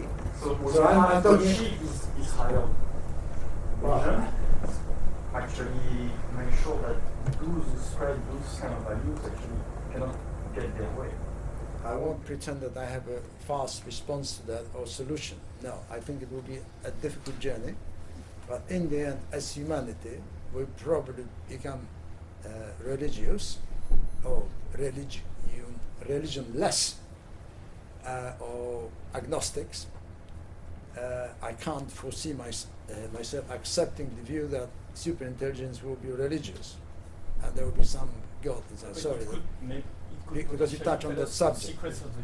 But I still think whatever that superintelligence is, or humanity becomes in 100, 200 years' time, for it to have sense, it has to be based on some objectives, and those objectives will stem from values. And that's why values are so important. That's why I started the whole presentation from values. When the futurist Ray Kurzweil was asked, do you believe that whether God exists, he says, not yet. The view is that humans can take on more and more of the powers that were previously assigned to deity. And that this could be a wonderful thing to aspire to if it's done right and guided by the right values. You had a question? Yeah, I wanted to ask a question. But do you know of any governments who use AI, like a Watson-type AI, to perform policy making and to have a rational decision process? Because this is kind of like cognitive medicine, but I was wondering whether politicians would start the interaction with AI by asking questions, and then maybe in the future all the AI power, but there's a kind of like a intermediary period of using this and powers of AI to make good decisions. Yes, I think it was Enfield Council last year. You may check it on the internet. That was the very first council in this country, and perhaps even in Europe, that approved as not a super intelligent thing, but essentially an AI agent to replace 40 people. They did it because they didn't have money to finance those 40 people to handle intelligent calls with any customers. So it's customer service. So it's a kind of a customer service it's or a not- call center. it's one, not yet one agent-based It's more like call performing center. some functions, not that answering questions for the.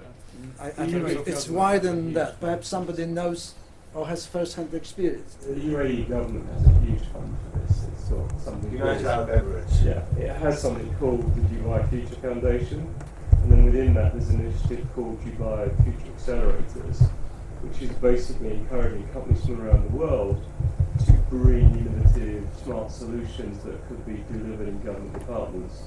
And they just accepted the first round of projects and then the second round. But they're looking at every government department has to spend 1% on innovation, and they're looking at how they bring intelligent solutions into all aspects of government. So they want driverless vehicles, 30%, I think 25% of all cars are driverless on the road there by 2030. They're pioneering things like Hyperloop. They want all transactions to be on the blockchain by 2020.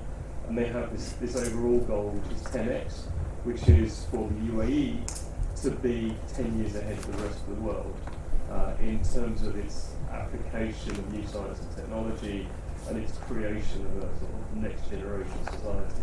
And Rohit, would you invite the UAE to be a founder member of the UDN, the United Democratic Nations? Well, the problem is the lead part, isn't it? I mean, their view is that actually they can do a lot more for humanity through their benevolent dictatorship than they could through a democratic set of institutions, and that's an issue you're going to have with, whether it's China for 1.3 billion or the UAE with 1.1 million Emiratis. You've got an issue there that a lot of parts of the world believe they can do it better their way. We're almost out of time. You've had your hand up for a long time, yeah? Yes. And I was curious on the topic of uniting humanity and technology. How can we make sure that humanity comes first? Like in we've seen examples that VR capsules us, it retains us for all current reality, also social media traps us somehow. How can we be sure, like Neuralink or other technologies, will save humanity? If you have a perspective on that. Yes. I think the best proof for that is what IBM is doing, and Elon Musk with his what's the company name? The company is called Neuralink. Neuralink, yes. That this is one of the best ways to preserve us humans sitting in quotes on top of superintelligence, that we fuse with superintelligence, and therefore there won't be any division between digital superintelligence or human intelligence. It will be just one. And it all points out that this is probably the safest route. I can't go any further into speculation whether there's something else that we could do in order to ensure that humanity as such survives. And there's also the topic that some people would choose not to augment themselves, and there will be a clash in inequality, social. Well, I would suggest that you just revisit the article that David sent out yesterday, the BBC article, on the inequality of a different sense. That very soon we'll have people that will have superpowers, mental superpowers, they will be super intelligent, living among us. And they also have the same voting rights as us, but they will know a million times more than we do. And that may happen, I'm certain in your lifetime. So what then? Yes, that's another question of many moral questions that have been raised today. So I think my answer is, same as you've we must emphasise human values and understand human values, but we also must have the foresight to see what the implications of all this technology will be, which means what you're trying to do here is to make this roadmap and have lots of people discussing the angles. When Rohit, you published a book on this exact question, technology versus humanity, didn't you? Yes. So if people want to explore that, then there's a book by one of Rohit's authors called Gert Leonard, which is quite an interesting read on that. And last question from yourself, returning to the earlier point about capitalism and maybe it leading to war potentially. I mean, I think that is another narrative, as we were talking about, that could change, right? And I think as well, I was wanting to get your opinion on what you think new non-monetary systems of, economic systems whereby there's an exchange of goods and services that's not using current money practices. You've still got money in your vision of the future, is that right? Yes, it's true. Well, I can't agree with you more than that. I think that the days of coins and banknotes are over, almost. The fact that we can swipe our card and pay almost everywhere now is here. Whether Bitcoin and blockchain revolutionize banking, in my view, they will, but there are other streams like crowdfunding that will come into the same domain. So what I just painted very briefly, perhaps 1.5 minutes, on the reform of capitalism is a very large subject, and this includes the reform of banking and monetary services, how we pay for what we get from the state and how we contribute to the state, and that includes also the UBI that you were so much interested in. But you can essentially revisit my presentation on that subject on the 3rd of December. It's on the YouTube, and I'm talking about UBI. We had an event on the 3rd of December called Transpolitica 2016.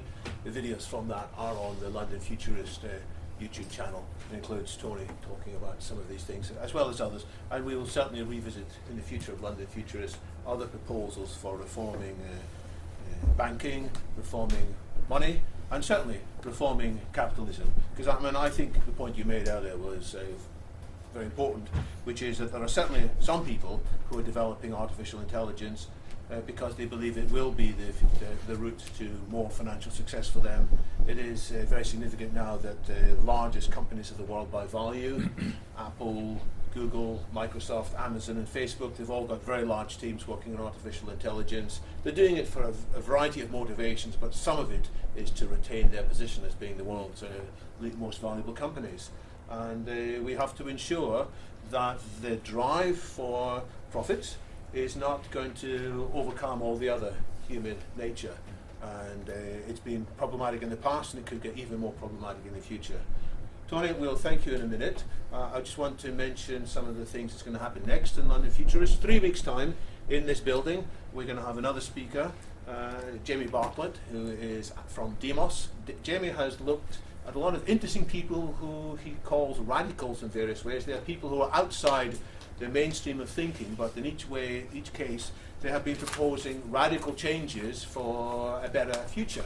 So he has interviewed with them, he's spent time with each of them, he's written this book called Radicals, and he'll be sharing some of the highlights of that with this audience. One person he spent time with is a person who was trying to become the President of the United States under the Transhumanist Party banner, Zoltan Istvan.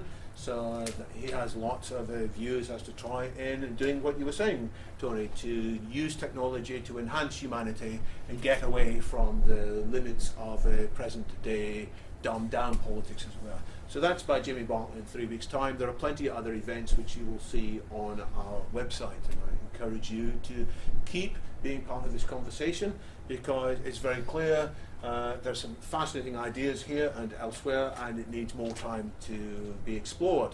And as we explore it, gradually we'll work out which of the ideas are more solid and which of them need to be pivoted and moved on. But I think this is a great roadmap set up to challenge all of our thinking, and we can decide, well, if not this, what else? I do like the point that there could be other groupings of individuals. I've mentioned these very wealthy companies who are all involved in AI. They have voluntarily come together in an entity called Partnership on AI for the benefit of humanity and society. It's a long name, I may not have got it exactly right, but it's certainly Partnership on AI. And they're trying to figure out what restrictions and constraints are appropriate on AI to ensure that it's for the benefit of everybody. They're aware that if they are not constraining themselves, there may be a social backlash, there may be all kinds of bad things happening. And this group has expanded. It's involving some other universities. It's got feedback from economists. I think that's going to grow and become more and more important, possibly as important as a reformed EU.